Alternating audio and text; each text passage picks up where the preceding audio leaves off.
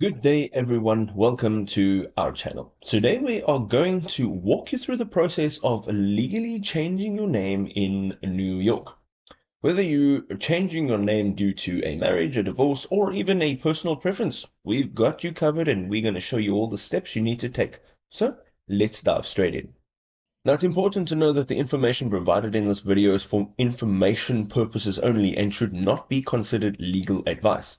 I'm not a legal representative or an attorney. For specific legal concerns or questions, please consult a qualified legal professional.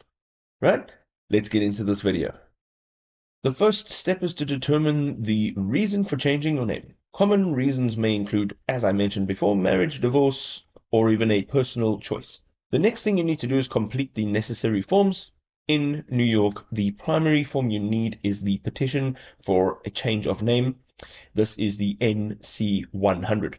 You can obtain this form from the New York State Unified Court System website or your local courthouse. You need to fill in your current name as it appears on your legal document. You need to indicate the name that you wish to adopt, and then briefly explain your reasons for the name change. The next step involves filing your petition. There is typically a filing fee which varies by county, and if you cannot afford this fee, you may apply for a fee waiver. You also need to make sure that you are filing in the county where you reside. Now, in New York, you are generally required to publish your name change in a local newspaper. Here's how it works. Select a newspaper that is approved by the court. The publication must be in the county where you filed your petition.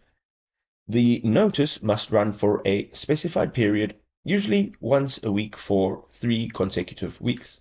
After filing your petition and completing the publication requirement, you will receive a court date for your hearing, and you can be expected to present your case.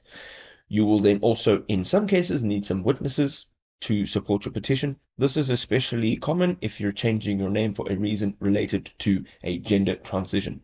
If the judge approves your petition, you will receive a court order granting your name change. Make sure that you keep this document safe because you will need it for the next few steps. This step involves updating your identification records. Here's what you should do.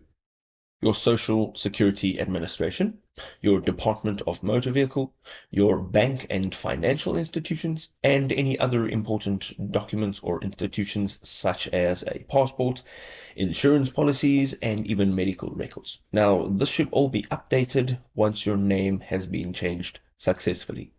Now, if this was helpful, you can go ahead and drop us a like, and we'll see you next time.